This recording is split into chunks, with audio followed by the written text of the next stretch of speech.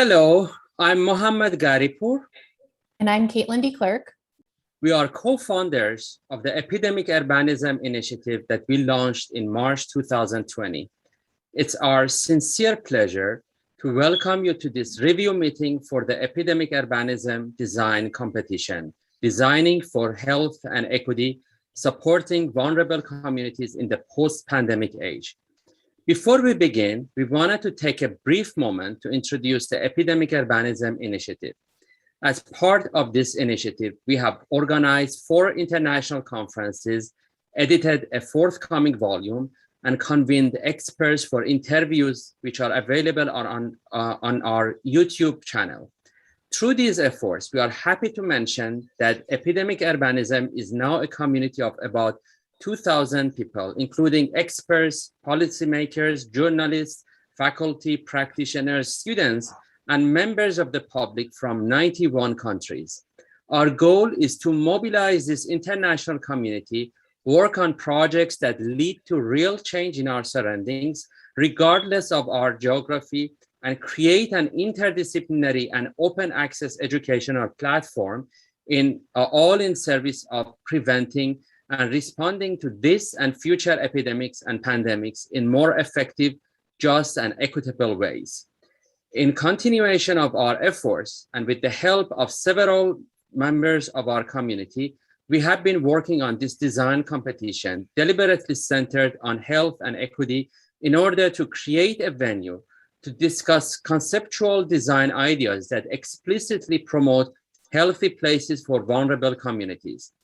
This design competition seeks to create a venue to promote collaboration across global and disciplinary networks, and by bringing together students, academics, and practitioners from across the world to imagine design solutions that deliberately center health, equity, and social justice in a range of different typologies, and foster resilience in anticipation of future outbreaks of epidemic illnesses and other natural disasters.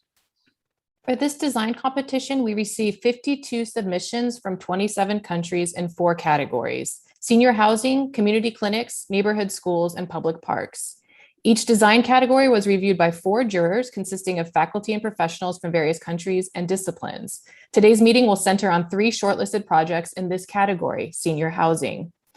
Essential to the goals of this competition was the public convening and sharing of juror and commentator feedback to not only celebrate the strengths and resonances of shortlisted projects, but to also illuminate broader insights for practice. In the panel today, the jury chair, Katerina Angelkovich, and 3 jury members will review 3 shortlisted projects and share their comments on the senior housing shortlisted projects. We've also invited Debajyoti Pati to share his feedback as a commentator on the topic, as well as the selected projects. A recording of this and other review meetings held as part of this competition will be available on our YouTube channel later this month. So in just a moment, the panel chair, Katerina, will be introducing the jury for this category. Before that, I would like to formally introduce Katerina, as well as the commentator for this category of the competition. Dr. Katerina Angelkovich is a theorist, practicing architect, researcher, and painter. She has served as a visiting professor at several universities, including the University of Oklahoma USA, the Institute of Form Theory and History in Oslo, the Institute of Urbanism and Landscape, also in Oslo, and the University of Belgrade. Katerina has published her research widely in international journals and won numerous awards for her architecture design and urban design competitions. She has also exhibited her artwork at 5 solo and many international architectural, fine arts, and photography group exhibitions. Dr. Debajyoti Pati is a professor and Rockwell Endowment Chair in the Department of Design at Texas Tech University. Previously, he served as the president at HKS Architects. Healthcare design constitutes one of his major focuses of inquiry, where he has secured research funding from the National Science Foundation and NIH, among others. He was twice voted among the 25 most influential people in healthcare design. He is currently the director of the North America chapter of the International Academy for Design and Health, chair of the Building Research Council of National Institute of Building Sciences, and on the International Advisory Board of Swiss Center for Design and Health. We would like to sincerely thank the session chair, jury, and commentators for their dedication and hard work in the last month or two, and to congratulate all teams, especially those whose work has been shortlisted. With that, we would like to turn this over to the jury chair, Katerina Angelkovich. Hello, thank you very much for such a nice introduction. And as a jury chair, I would like to now provide a short summary of the competition. The EUI design competition, Designing for Health and Equity, Supporting Vulnerable Communities in the Post-Pandemic Age, was a one-stage process which sought innovative design ideas from the international architectural community for generating urban senior housing ideas in local community. The design competition was conducted in accordance with the design competition brief and competition conditions. The competition has set specific focus on places of vulnerability and exposure, as well as on resources for health promotion and intervention. The set of guiding questions were provided to facilitate the process.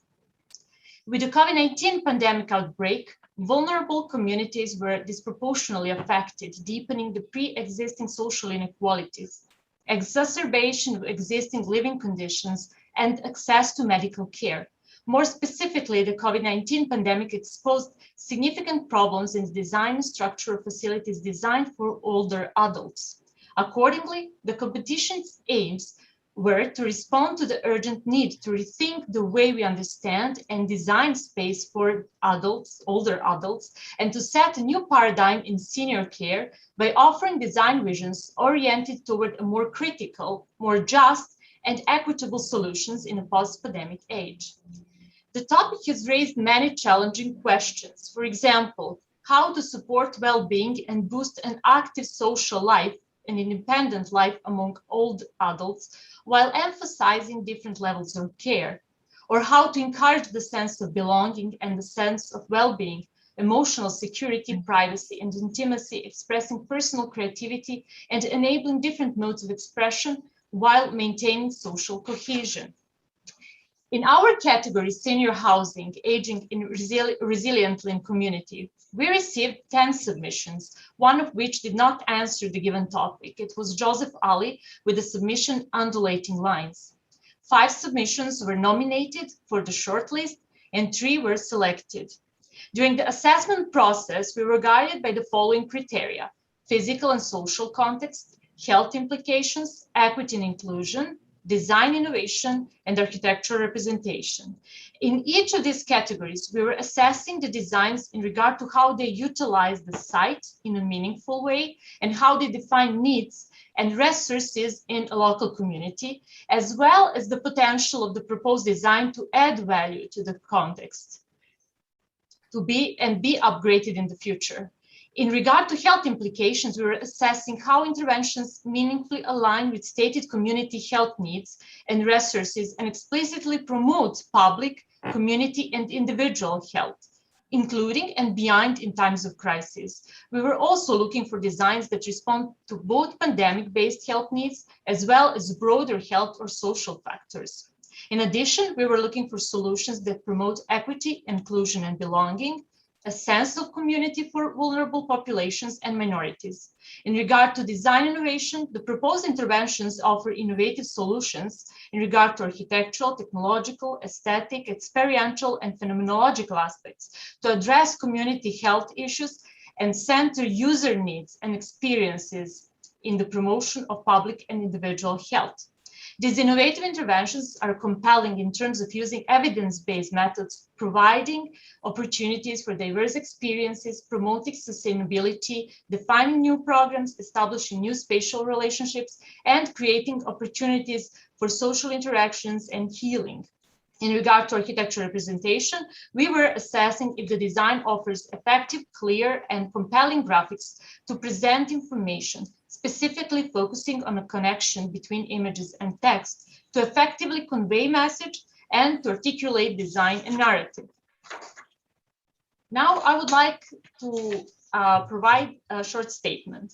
So, when the jury met for the first time about the many good suggestions that we received on how we should approach urban senior housing in a local community in the context of health and equity, it became clear that the projects we preferred were connected with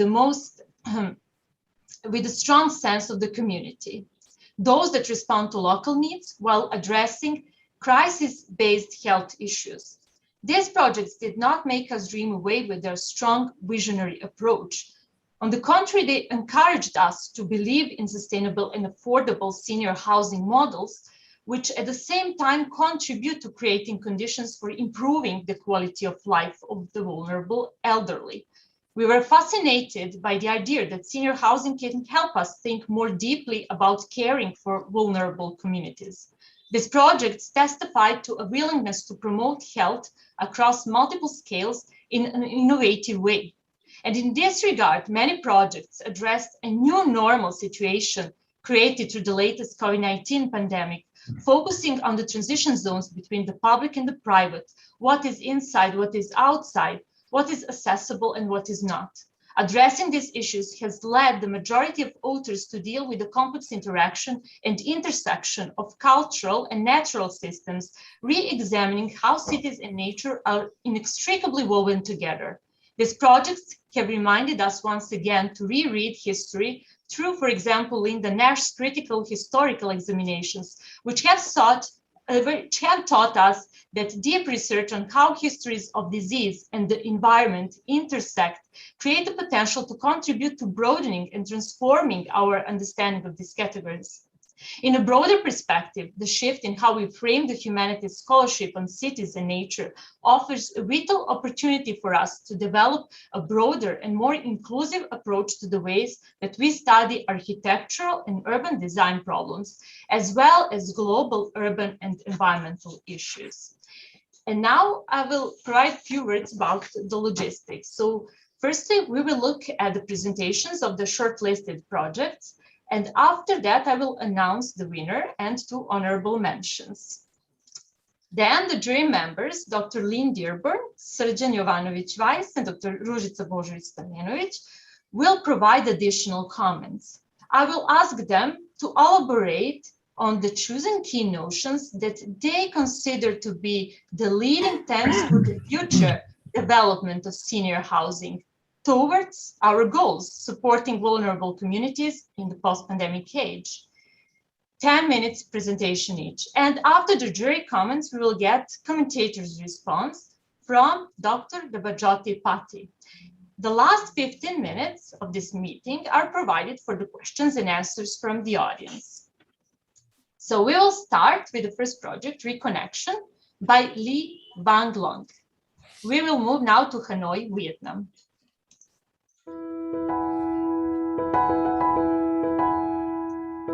My name is Long. I'm living in Hanoi, Vietnam.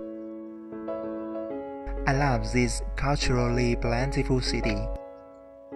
Half a century ago, hundreds of collective quarters were built here. They were once the dream home of the capital's residents. Kim Lien areas is a typical example. Over time, the apartments have become degraded and low life quality.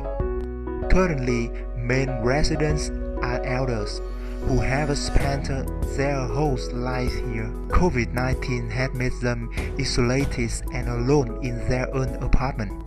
Inspiration comes from Hanoi with a very strong connection and the proactive lifestyle here, and also from the elder ways to be in tune with contemporary life. So how to get better life conditions, safe connection and sustainable community?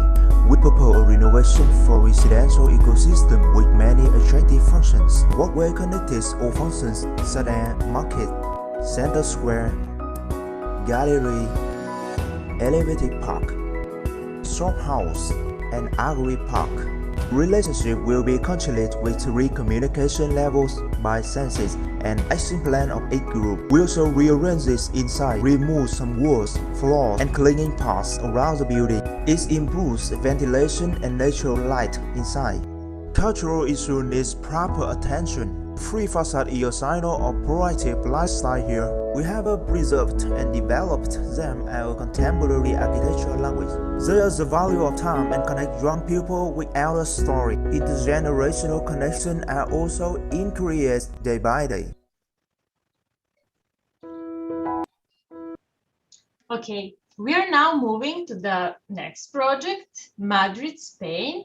It's Orchestra Inhabited Market by Elisa Pouso Menendez and Asociación Mesa de Mayores. Enjoy.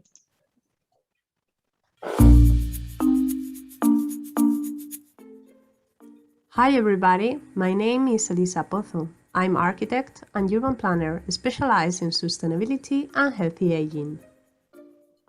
The project Orchestra Inhabited Market is the result of a long process of design thinking with the inhabitants of this neighborhood in Madrid, Spain. An exchange and learning experience that puts in value the desires and needs of the older population, recovering the memories of the place and opening opportunities for younger generations.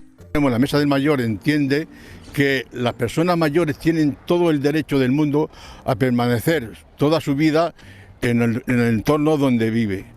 This abandoned market is proposed to foster the urban regeneration from the core of the neighborhood, a multifunctional program to promote healthy lifestyles for all in a very vulnerable area.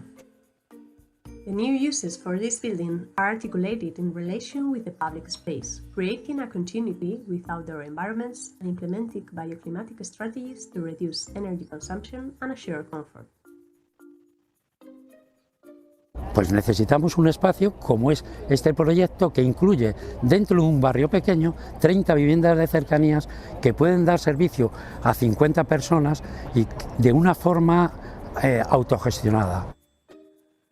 Homes for life are provided by complementary uses that create a vibrant place for all the people based on the design principles for an active aging and to promote health and autonomy. Entonces, este proyecto nos ha dado vida, nos está dando ilusión. Urban regeneration brings not only economic development and the achievement of the sustainability goals. As you can see, it creates hope, a shared dream by all for achieving healthier and more equitable environments in our cities.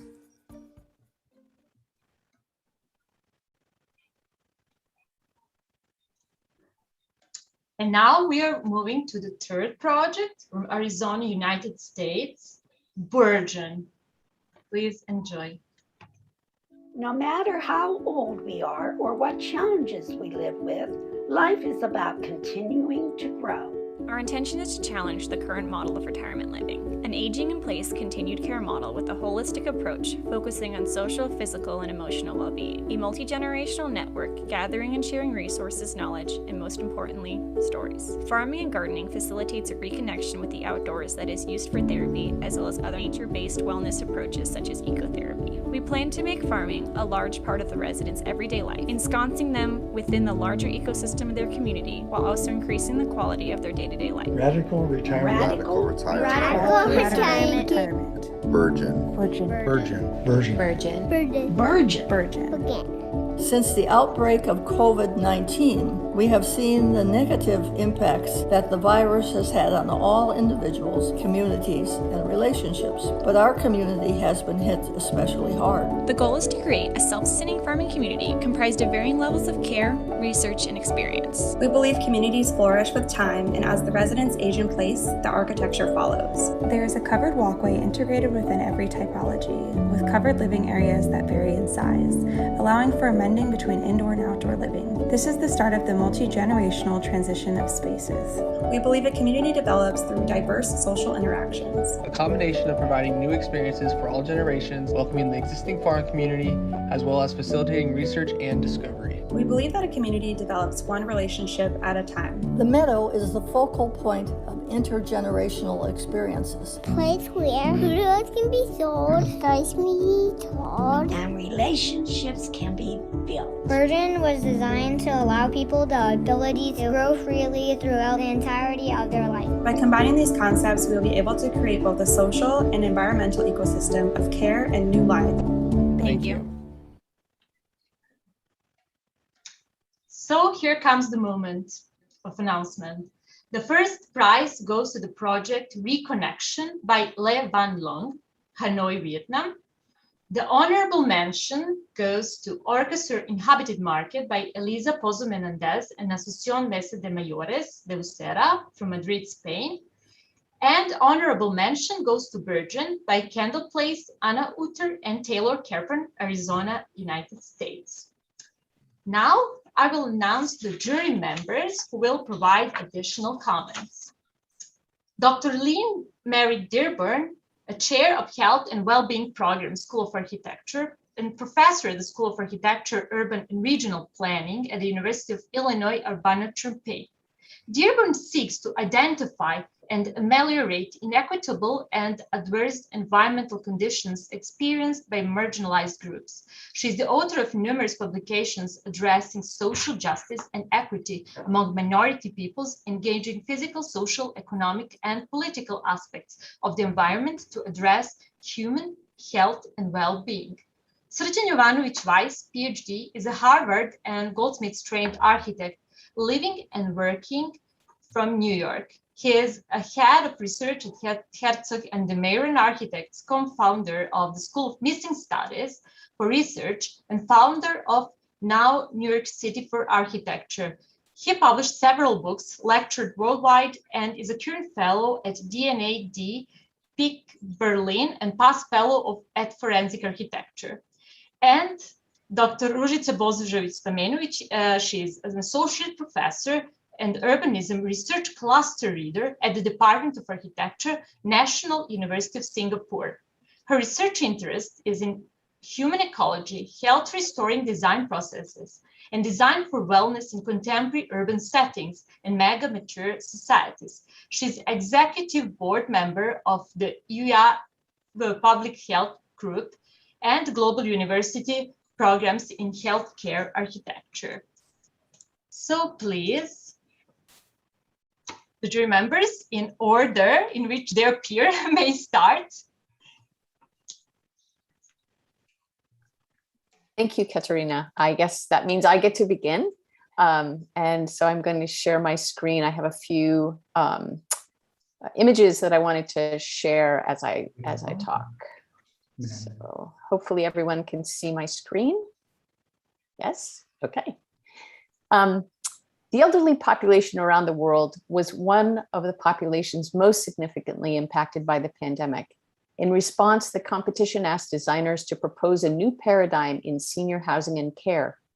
A strong basis for the 3 shortlisted projects we're talking about today is a recognition that social isolation, a condition that seniors around the globe increasingly faced before the pandemic, and that has a significant impact on mental health and depressive symptoms among the elderly, has been exacerbated by the pandemic in ways that are avoidable if we think about putting the older populations in our societies at the center of our thinking in community-based projects. This slide shows the before from the Reconnection project on the left, and the after condition from Virgin on the right. A key dimension that I found in the 3 entries we're highlighting and that made them stand out among all the entries was an approach that I call reweaving.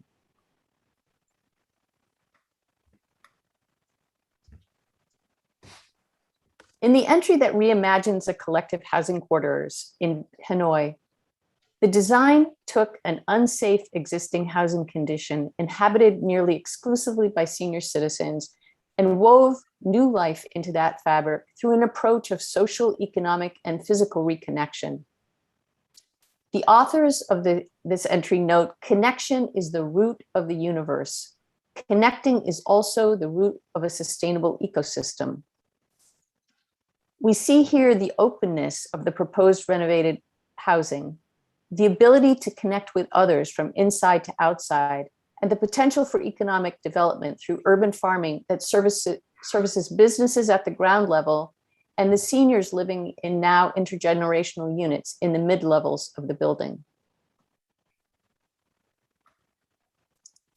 In the project that reimagines a vacant commercial building in the Usera neighborhood in Madrid, the ground level is reimagined as a commons for the neighborhood, and the visual connections between seniors living in housing above and the neighbors in the interior and exterior commons enable greater social and economic connection.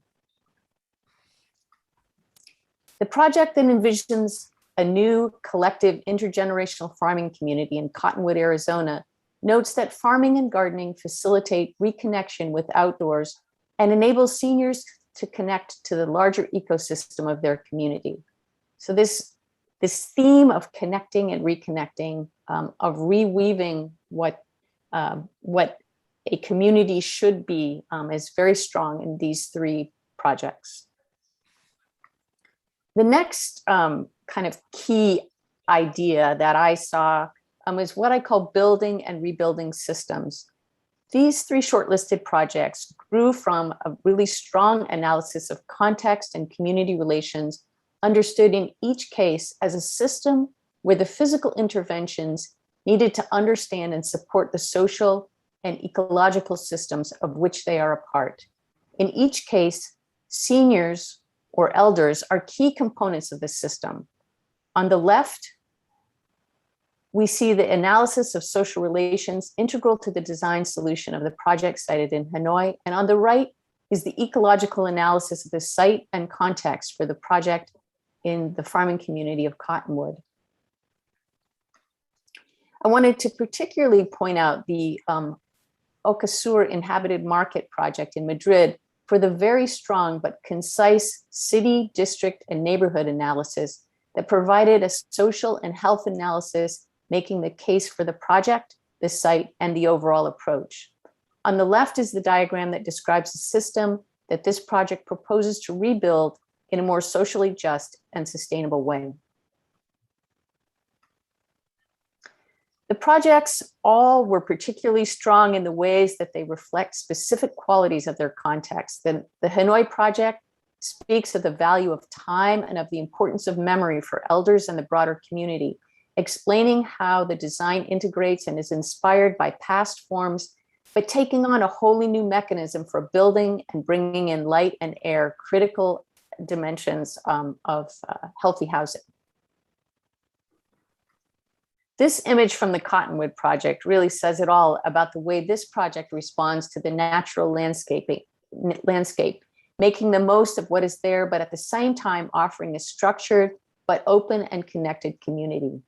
This project also acknowledges the difficulty of building in the rural US and develops a modular approach to building that can be accomplished off-site. This image from the Madrid project likewise grounds the project in its context and conveys clearly how the project integrates in, but also reflects the life of the community around it.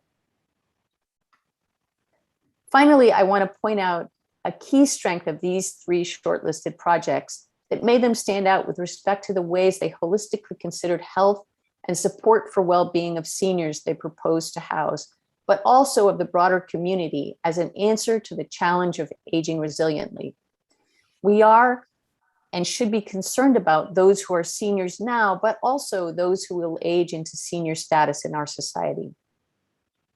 The project in Hanoi, as the video noted, takes a very strong approach to bringing light and air into what has become a housing environment that is really disconnected from the outside, where the spaces are dark and there's not the opportunity for cross ventilation. It also keys in on intergenerational connection and recreating intergenerational houses and or housing and this neighborhood. Economic development that will bring in younger individuals into the community, increasing the availability of fresh food, and maintaining urban housing in a way that makes it affordable to several generations rather than only those who have wealth. The project in Madrid fosters independence for seniors through an innovative housing cooperative model. It increases the possibilities for social interaction and intergenerational integration in its common spaces. It strengthens the possibility for individual identity, an important aspect of dignity in the aging process. And finally, it introduces vegetation and the opportunity to be involved in gardening and food production in the project near to senior living spaces. The project in Cottonwood, Arizona, takes great advantage of the light and air that its context offers. It makes a significant point of incorporating near and distant views to nature. Again, very important in improving mental health and supporting mental health. Intergenerational social connections are key to building the strong community that it imagines, and growing food, working with the earth, and what the project labels ecotherapy are important dimensions to the way this project integrates the physical with other aspects. And lastly, the Hanoi project, again, I want to point this project out, offers a very strong analysis of how this project responds to 3 sets of conditions that we've all experienced during this pandemic.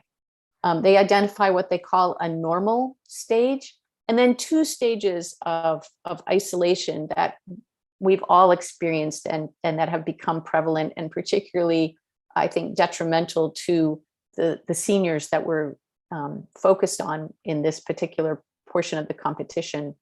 It shows how a community can remain connected even when physical isolation is necessary to reduce the transmission of pathogens. And those are my comments. Thank you very much, Dr. Lynn Dearborn. And now our next jury members, Dr. Srđan Jovanović-Wiles. I give a floor to him. Hold a second. Just a moment. You know what? I'm just actually. Let me do this like this. I'm not going to share any images because they've been shown like already a few times, and the winners know who they are, and we know who we are, and we had discussion. I'm just going to give my own take, on the common agreement. First of all, the winner, the Reconnect project, the Hanoi project by Lee Van Long. And, I'm going to speak like quite colloquial here because I think it's also quite important. Because I think sometimes senior, citizens don't need too much theory. They actually need some very practical solutions and vitality. And I've been reading quite a lot about it, that the opposition of depression, which we know depression is the highest factor of death of senior people, is basically being vital. And at the beginning, this project, which is a megastructure in in Vietnam, in the Asian city, was a little bit kind of off-putting. I thought, well, this is kind of crazy. And but then I realized that, also from some personal connections, and to be honest, on Wall Street, is that the new target group for life insurance is actually a baby boomer generation. And everybody knows the baby boomer generation is the World War II, after post-World War II generation, which is the most massive demographics before Generation X came in, as myself. So, so they are basically on the target right now. And thinking was that why this project really rang so much like such kind of truth is that, vitality comes out of understanding density of people, being able to be seen out, being able to be in the density of the city, and being able to find some miniature ways of hiding, if you will, or exposing, if you will, and all keeping some traditional values and futuristic values. That's why this was really somehow became my favorite. The second project, the Orcasur, I really appreciate the research being done, and it is interesting that this first project and the second project, and I'll talk about the third project, they all come down to their own somehow cultural grounds. maybe that's a new sign for architecture, is that yes, we do share so many geopolitical and global values, but if we come to aesthetics, if we come to typology, all these projects are somehow following their own local precedents and somehow, putting them some, if you will, some steroids into them, and keeping people alive, and wanting to live. And so that's why this project by the Sur and Mendoza was really ringing a bell. It is basically the section that was shown before that really attracted me, because architectural values in a really great Spanish tradition of pragmatic architecture was just like astounding, and basically it was the winner from the beginning. And then, of course, the compromises that it has to do with the market and all of the flows and family connections, non-family connections, everyday thing, again, come back to the cultural values of Spanish living.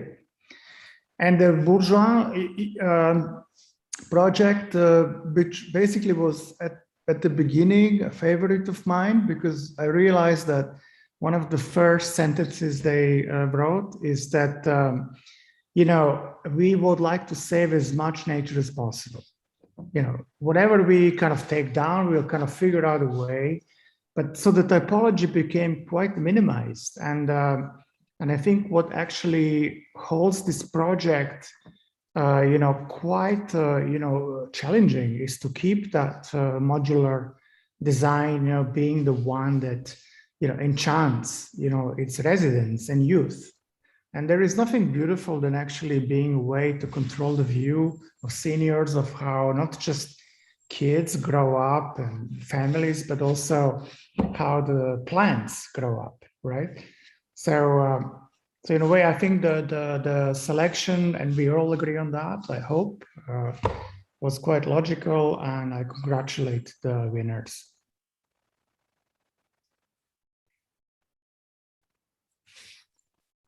Thank you, Srđan. And now Dr. Ružica Božović-Stamenović. Yeah, please. Thank you, Katerina.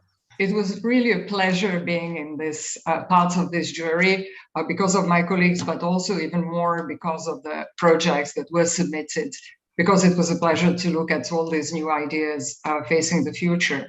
I tried to share my screen. Hopefully it will work well.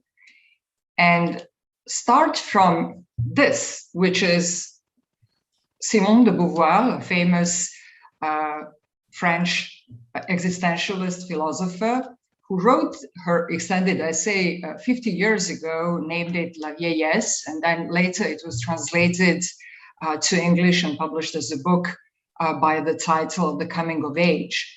And what she is saying here actually is very relevant even today. She says that the paradox of our time is that the aged enjoy better health than they used to, and that they remain young longer, which makes their idleness, as she said, all the harder for them to bear. Those who live on must be given some reason for living. Mere survival is worse than death. And I must warn you, I will repeat this slide quite a few times over this presentation because I find it quite relevant. Let me see how to control. Okay.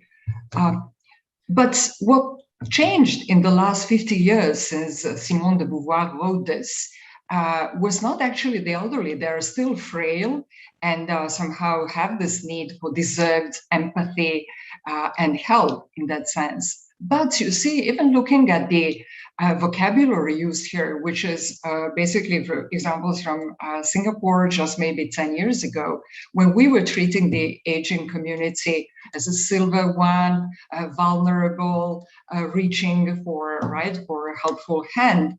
I think that vocabulary is not here anymore. Now there is a change. There is a change of the perception of old age. And the change is not coming just from the societies, but they're coming from the elderly themselves. In many urban environments, particularly urban environments, but in many countries as well. There is this, what we call new elderly, the projection of the elderly that might not be treated even as vulnerable. They would be treated actually as the user group which will still have those needs, but which will demand to be treated as equals, to be parts and participate in common quotidian life as they used to. As one of the persons, users in the Spanish project said, we deserve to live where we lived before. But this is the statistics, of course, from Singapore. And if you look at it, they actually did change. The projection of the elderly for even the next 9 years ahead is such that they will be much more educated. So they're not taking life only as helpless individuals. They are reaching to it with all their individual forces that they might have.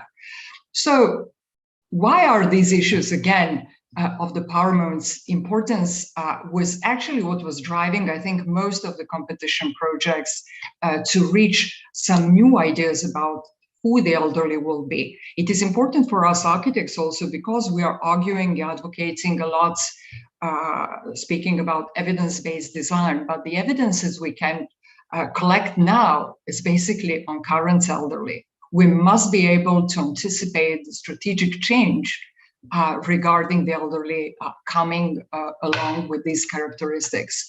So we used to call them here oldish, like because old is somehow not politically correct. So we call them oldish or older adults. That is supposed to be politically correct in our research writings.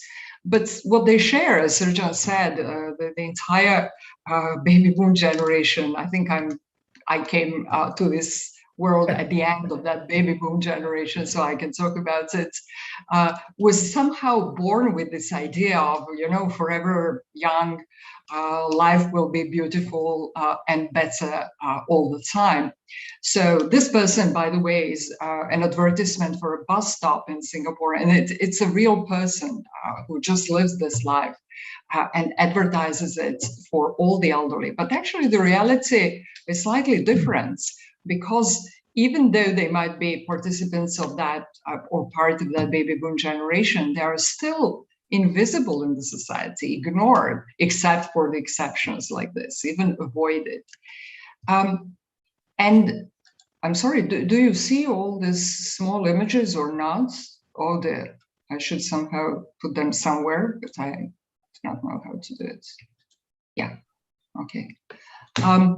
So again, why Simone de Beauvoir is important? Because I recognize the responses to her plea for meaningfulness in old age in many of the projects. I think I'm showing my selection of slides because it coincides very much with Lynn's, which means that we were all struck with the same qualities of the project. And this is from the Winning project, where the ongoing change of the community living here is just propelled through architecture.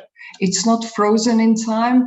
It might fail. Some parts might progress further. This is like one moment in the progression and development of this community, which somehow not just includes the elderly, but which is based on the context, cultural context, which through their long life and their memories they share and cherish. So regardless whether the community our participants were looking at were in dense urban environments or in rural areas like this project, I think that the position of the elderly in the project is very important because they were seen as not just the users who might have their needs, they were the agents of change. So in this rural community, obviously, the presence of the elderly community is supposed to propel the community life and even bring researchers and some other unlikely facilities that we would normally maybe be reluctant to connect. I'm showing also a few projects which were not awarded, but which were discussed and shortlisted.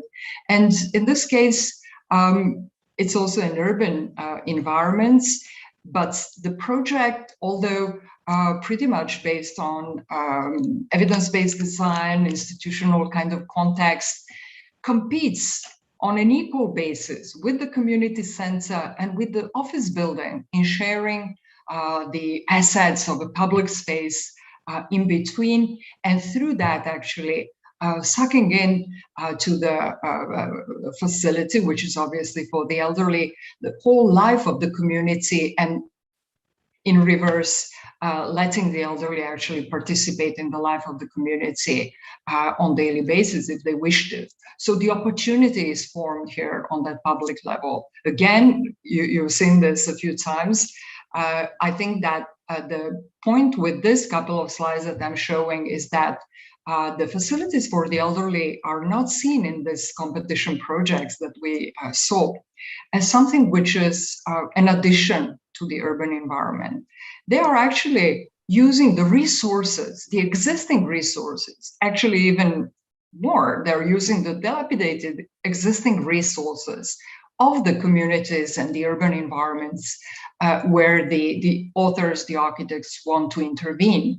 So something that would maybe in some other times be just demolished, and maybe the nursing home or the housing for the aging community would be built somewhere just neutrally sitting there. Instead, the authors are using the assets of even the built assets, which are in the specific area, and instead of demolishing it, for example, this project is reusing the stadium, which is in a very bad state and cannot be maybe even used as it should be. So this kind of a very interesting, I think, approach to using the resources of the city, to recognizing that everything is a good environment for aging, only if we know how to approach it.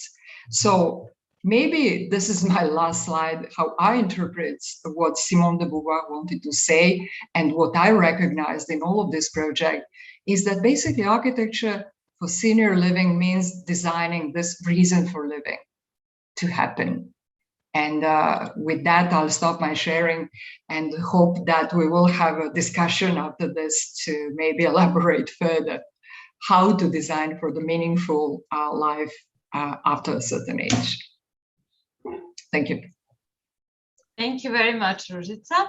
And I will now give just a short mention of other projects, or let's say other ideas worth mentioning, just to put emphasis on something that hasn't been gone as far as like health care issues or some urgent problems. What I liked with some proposals that actually weren't and eventually were not awarded or shortlisted are, for example, some proposals that add value to future teaching, future education, and design implementation regarding this pandemic and post-pandemic age situation. For example, Texas A&M project from Lee and Lou, located in Austin, Texas, has taught us about how to follow, let's say, the pace of growing crisis as the upcoming risk situation, and how to be prepared to act immediately. First and foremost, rethinking the way we live and recreate the framework to make our environment continuously operative, presuppose scientific methods. And that is something I would like to emphasize, this scientific approach. And it also means that we are starting examination from the smallest unit, like the spatial unit, and how these design elements become pivotal for rethinking spatial mechanisms. And then rethinking again to the environmental scale, and from environmental scale to the smallest unit, spatial unit. And also This project utilizes evidence-based methods to propose this prototype for a resilient skilled nursing facility for the pandemic times, which is also related to the context of the United States. What I would also like to emphasize is this project from Vietnam that comes with the great possibilities of use of the section as a mechanism for spatial organization, as well as hinge for future programmatic variations. And also this project opened a question of transformation, which is crucial today. We don't have time to test solutions. We have to react immediately and quickly in the event of any future health-based crisis in regard to how it alters, first and foremost, our understanding of the environment in which we live and how we are going to operate within. Because we are always talking about something that is happening around, but we are within and reacting from within. And I think it is very important. And also, we live in times of rapid changes, and there is no, we cannot afford testing different solutions. We have to invent an internal system that will work during the medical or some other kind of extremes. So in that sense, while building on pre-existing structures, we need to think about building new and starting with new solutions immediately. Then I would also like to emphasize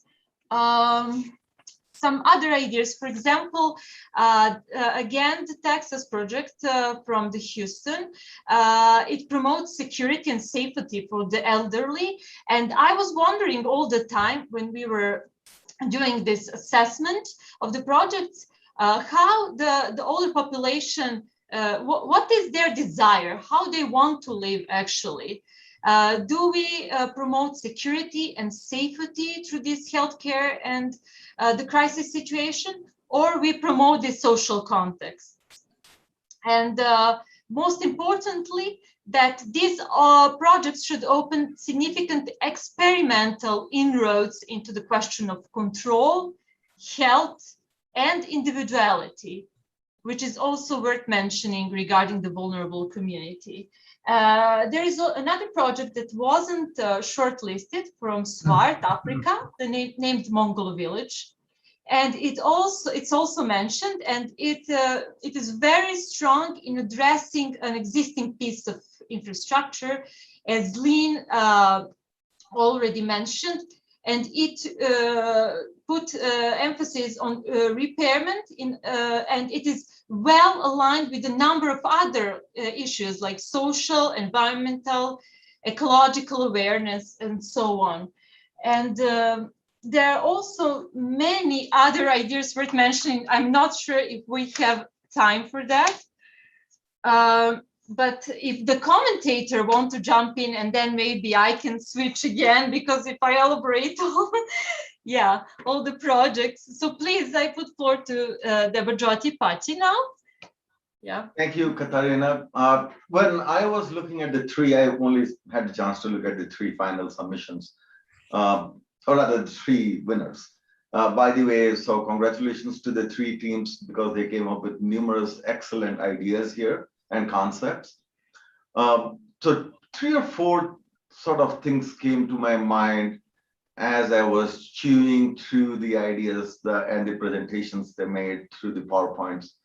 One was the common themes that came across the 3 sort of project responses. And, you know, they were culturally sort of specific design responses.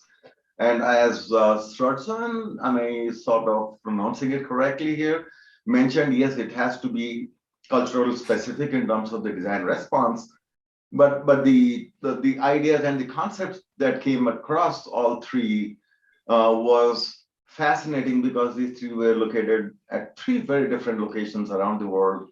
One in Phoenix, one in Madrid, one in Hanoi. And so I just listed 5 or 6 that immediately came to my mind. One was aging in place. I mean, all 3 were sort of looking at that as a very central concept. Sustainable strategies to promote health. Several years back, we were not even thinking about sustainability. In fact, as I was practicing healthcare, the healthcare team was a very different team from the sustainability team. And gradually, I think all of us began to realize that if we talk about health, we cannot sort of get out of the discussion about sustainability, that sustainable building solutions are also healthy. And I think all three of these projects at three different locations have very effectively used sustainability, different solutions in sustainability, but to address promoting health of the residents. All three were sort of engaged in or used ideas about active living, independent living. All three projects were talking about sort of interaction and, as Lynn mentioned, reweaving, rebuilding, and so on. And I could be wrong here because I was, most of my time was spent in hospital architecture, but I was looking at elderly sort of living or long-term living communities because it was related to healthcare. And I'll give you a little more history about that, how I got into this. But I think the whole concept of placemaking was absent several decades back, but it's emerging as an important sort of concept, which relates to the whole discussion about depression or identity, or things like loneliness and so on. So my next thought was, so how has things changed over the time? Feel free to correct me here because we have such depth of knowledge and experience in designing and researching senior living communities.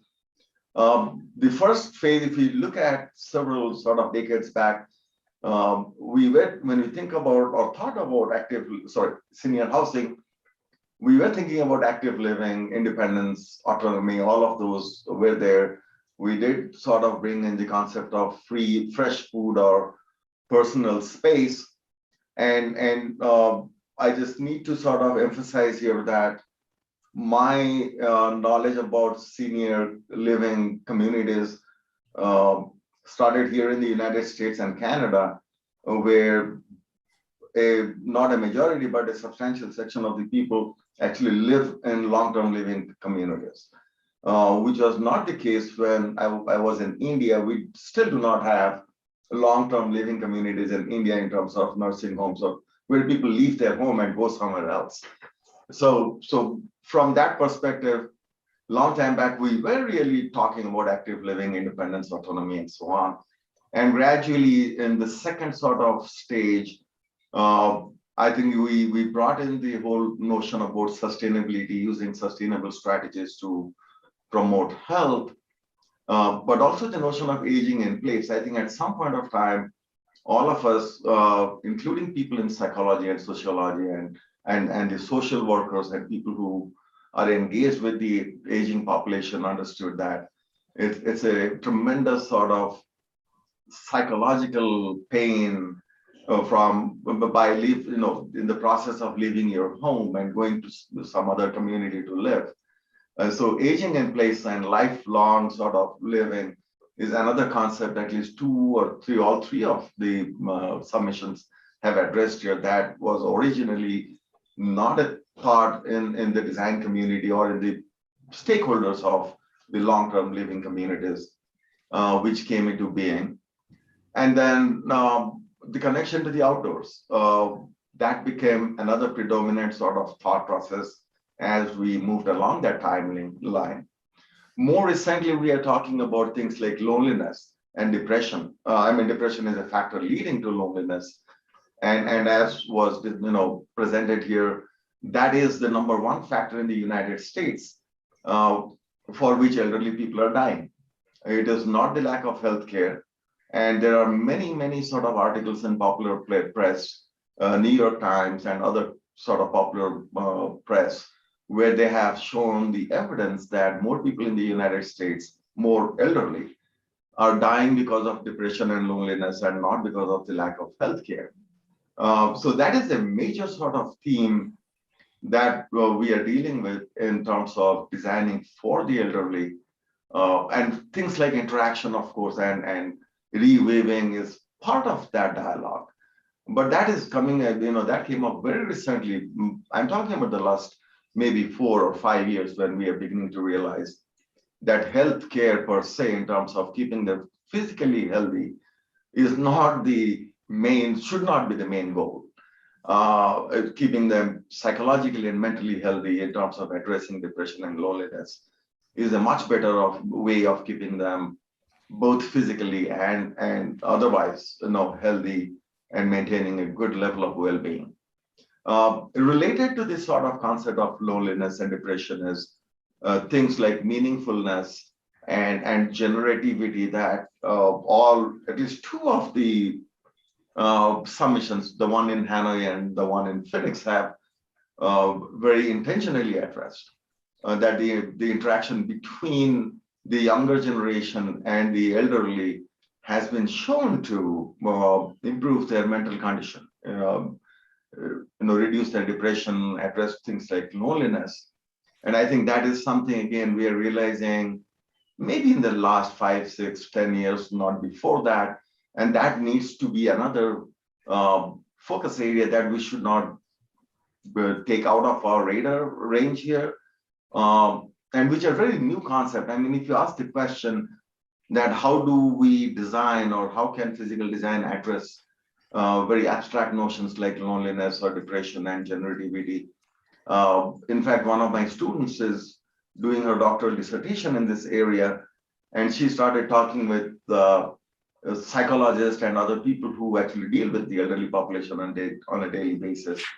And their immediate sort of response was, no, there's nothing, the physical design can do in addressing loneliness. And my response was, no, yes, there is a lot the physical design can do in addressing loneliness and depression and meaningfulness and generativity. So that is a very interesting sort of set of outcomes we are looking at here in the context of physical design for the elderly population, where we need to spend more time, we need more doctoral students to pick up these topics as their dissertation research sort of topics. And what I also saw in the 3 submissions here is they're dealing with things like placemaking, creating destinations. The one in Madrid was trying to address a lot of these sort of outcomes by intentionally creating a destination, which was interesting to me because when we talk about sort of elderly communities or housing, we very rarely, I haven't come across many projects where they think about creating a destination as a way of addressing a lot of the other things in terms of active living or meaningfulness or generativity and loneliness and so on. So that's an excellent way of looking at possible solutions that can address multiple issues here. And one of the things that was not on the list and that I added here as Katarina was talking about, the submission from Texas A&M, is the whole notion of resilience, urban resilience. How can we, and we need to bring that topic into consideration very actively, because in the next pandemic or endemic or epidemic, whatever you say, how can we design sort of physical spaces that are resilient enough to absorb that shock and not create additional psychological and physical pain, not only for the elderly, but that's a question for the entire community, not just for the elderly, but they are a section of the vulnerable population who had the maximum number of deaths because of COVID. So that is one community we need to be very careful about and address resilience as part of the solution or the design response. Interestingly, in the 3 submissions, we saw nobody talked about healthcare. I mean, I know elderly people, as I am getting older and thinking about maybe retiring in several years, the healthcare actually comes up as one of the topics for consideration, that I don't want to be away from a hospital, be close to a tertiary care hospital. I actually live in rural Texas and see the kind of problems people face when they are 70, 80, 100 miles away from the nearest hospital. So healthcare is an important topic, I'm pretty sure, for every person who is getting older. But interestingly, that is not what we are discussing today. And that's a positive thing from my perspective, that there are so many other topics that we need to deal with. And we need to keep people healthy, that let the healthcare, it will be a topic for discussion, but let the topic of healthcare not dominate our discourse here. And I'm not sort of belittling or reducing the importance of healthcare, but I'm just saying that let's not make it the dominant topic.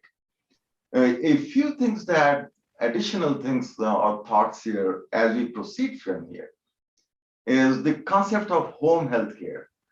And that is increasing in, as a model in the United States, mainly because of the changes that were brought in by the Affordable Care Act a decade back.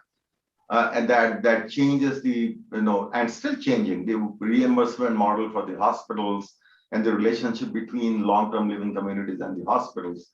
So instead of, I don't want to spend a lot of time in there, but hospitals find it more cost-effective for actually delivering some of the care in people's home, which is nice because it sort of fits into the whole concept of aging in place. And if we can deliver some of the healthcare in home, that's a fantastic idea.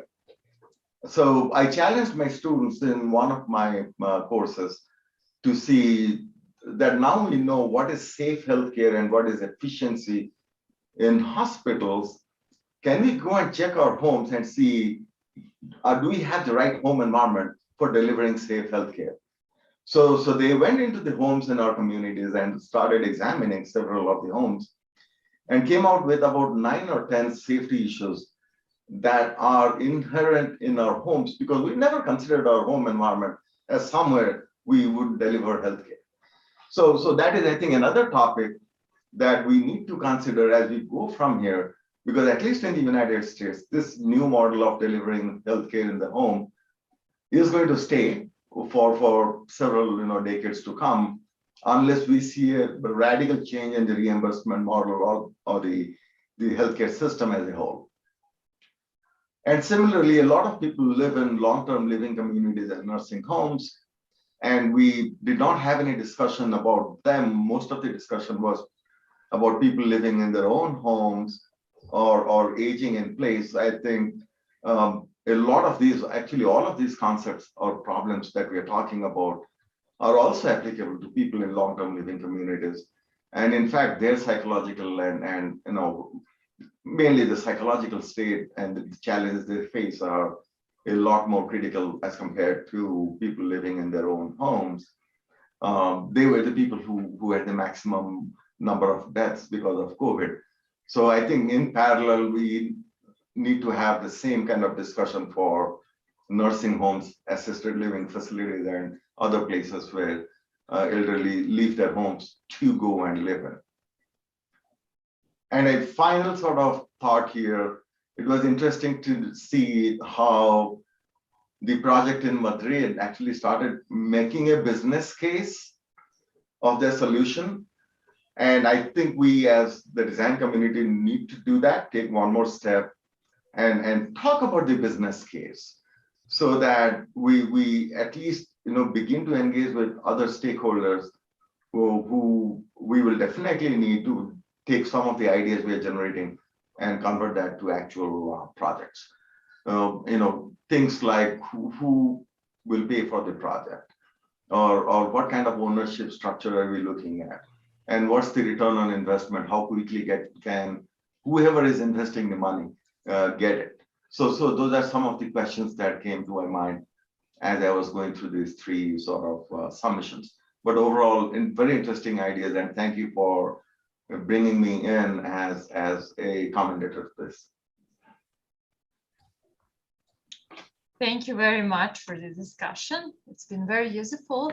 And I would like to mention regarding these healthcare issues that tomorrow's session will be actually focused on addressing community clinics. So you're invited to take your interest into that topic and participate in tomorrow's session. Mohammed and Caitlin will give more information on this in the chat. And now I would like to invite the audience. If we have any questions via the YouTube channels or chat or anything, I would like to open the discussion more widely.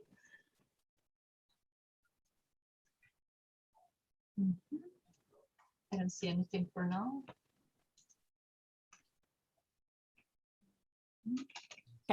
Katerina, can I wanted to actually respond to Dr. Pati's, one of his comments, which was, we actually did have an interesting proposal from several from groups in India, but one that was a really interesting, I would say, proposal, but in some ways it felt as if it was taking some of the negative attributes of sort of a health care model, and that was a little unfortunate, I think, because it brought a number of really interesting pieces into our discussions about particularly the cultural dimensions and in what places do we have alternatives to home care, and what do they look like, and how are they integrated into the community? So I think that was again an interesting project, but maybe too much of a health model for what the jury was focused on. Thank you.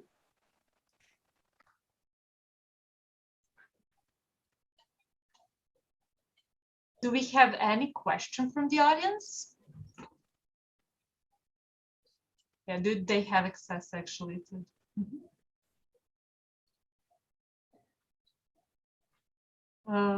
Yeah, let's say if we don't have any question, we might end our discussion soon. Please, if any jury member would like to respond to Dr. Pati's comments, they are now welcome to do so. And if there are any last thoughts on this, some questions that might be put forward, like how we create, and what is the role of senior housing in creating this healthy environment for the future, and not solely the issue of health. Maybe I wanted to say something while I was putting together these slides, and I picked just some snapshots from the projects without even citing from which projects I took them. I noticed that the projects come from 4 different continents and from countries which are completely different in terms of their financial power, social stability, or, they are non-comparable even almost. And yet the authors actually got it very right, and that what unified all their platforms, that for the future, we have to rely on ourselves, on the common sense and our relation as human beings to our environments. Our environments are urban or rural, but we have to dig up all the resources that environment offers. It might be poor resources, they might be ruined, but they're the ones we have. So not rely on getting the help from any systems, because every time we have a problem with elderly housing, or for that matter with healthcare, right? Particularly in this crisis, we have a problem because we expect the solution from the system. And systems are crashing. So we have to live with that. Resilience is the key of human survival. It's not something we need to learn at school. It's something we have. We just have to wake it up. I think these projects, what unifies them, show that awareness. And I'm very happy that young people have reached that point, that they say, okay, we are not dealing with the systems, we'll help ourselves. And part of their deliberation on how their architecture would look like or be was actually that deep sense of reality. They almost did the feasibility studies for their project, saying this is how it will evolve, this is what it depends on, this is how the elderly might find the reason for participating, or that this will paying this will be paying for right the life of that community. And I think through that they also realized that the only kind of feasible ground for working like this in architecture is to be connected with the community, regardless of where and what that community might be. So I think that is the very valuable kind of takeaway from this competition. Okay, can I follow up on that? There is also a question by Musa from Africa on the Q&A, and how is this going to influence the African way of caring for seniors? But I just want to put, so there are two points I would like to make. One thing is what is the sign of times today, especially with this, say, selection of projects, not to insult anybody doing this, it's that it is really a ripe time for reverse engineering of values and reverse engineering of how the things are done. And this is not a neo-colonization. It is a kind of a reverse way of doing it. And also taking the best, in my view, this is personal view, taking the best out of it, for all of us to learn. So, like when you have like a mega structure from Hanoi, I mean, you cannot think about, all the 60s and 70s experiments of visionary architects by, Archigram, Johanna Friedman and all of those visionary people, which really shows clear, in that particular megastructure. But the difference is that in reverse engineering, the humanizing aspect is far more evident than in actual original so-called Western-based origin, which in fact is inspired by the Eastern. So, that's a long discussion we had from the 70s. I mean, in terms of Africa, we did have this project from South Africa, and we did discuss it quite a lot. And but the thing is that the challenge, in my opinion, that's the second point, is that besides reverse engineering, to kind of separate architecture, not to separate it, but to kind of house it from social engineering, is that reverse engineering in this case, we all can learn, from all these ways of how people stay vital.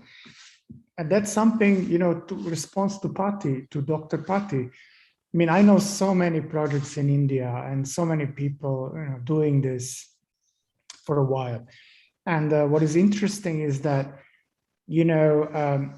I think, again, I'll speak for myself, I think the sentiment of this journey was that we want to give it a voice, because this is a global competition, it aspires to be.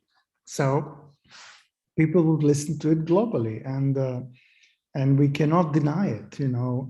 Whatever is called local is interesting. It has been like politically correct for a while, but at the same time, all these developments and decentralization of technology and the last 40 years, of complete innovation techniques has not been studied. It's been showing up through these projects, and this is what I really appreciate with these people plunging into this competition.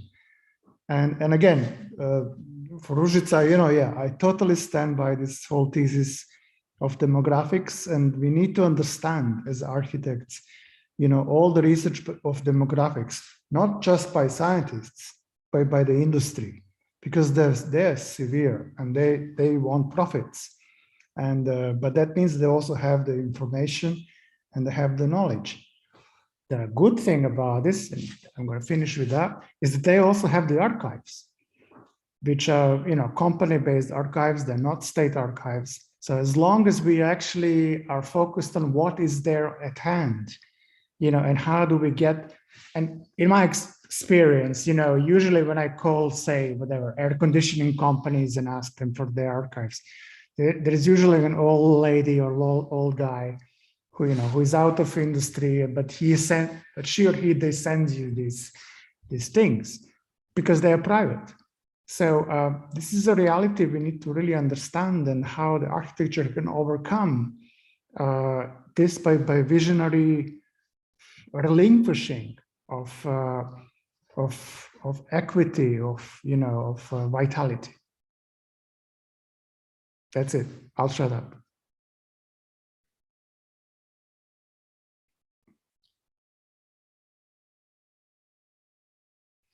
Caitlin, would you like to answer the question maybe from Musa, or no? I was just noting that we've responded to it, so I can just say, okay. Yeah, that's done. Thank you. Okay, so thank you very much for your questions and a very inspiring discussion that has been developed. If you have any last thoughts or remarks, please put forward. So I'll just say, I think that point about context and culture are really important, but the dimensions of community that we've been talking about and maybe how that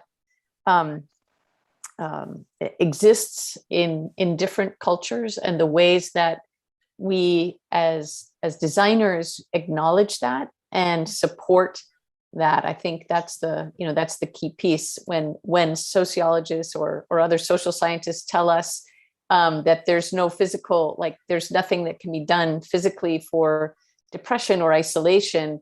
I think we need to continue to make the case, and everyone needs to really think hard about how we do this so that we have good responses to educate the social scientists, the scientists, that the built environment actually makes a difference. The characteristics, the specifics of how it's put together, how it facilitates people seeing other people viewing other things, that integration, that different transparencies of walls can make, is important. And we're the people, the design world is the set that understands that, but we keep it to ourselves and at our peril, I think, because we really need to become parts and more central to some of these conversations, so that social scientists understand how the physical environment can be manipulated through design to encourage, for example, more social interaction, meaningful social interaction. Yeah, thank you very much for your meaningful comments and thoughtful message that you address. Just a second. Yes, Eliza wants to congratulate the whole team and partners for the initiative. Thank you very much. And I would once again like to thank all the participants, especially students, their advisors, mentors, and anyone who was willing to participate and who implemented their very, very good and diverse ideas. And I hope that other students of architecture that are just at the beginning will have opportunity to benefit from this discussion, and also that you will start your career building on this moment of transformation and of unpredictability, let's say, of a very mining field of testing ideas and crisis-based times that we live in. So please join us tomorrow if possible, and if your time allows to, because we have another interesting health-related issues discussion, and then 2 more on October 15 and 16. Maybe Caitlin and Mohammed can tell you more about that, so that we can, end this discussion. Thanks so much, Katerina. We have all details about our upcoming conversations on our website, epidemicurbanism.com. So please feel free to register there. And we have recordings of all of these sessions, as well as the live stream available on our YouTube channel. You can just search for Epidemic Urbanism. So I think with that, we'll say thank you so much to our jury, our commentators, our chair, and thanks to everyone for being part of this competition. Thank you. Thank you. Thank you.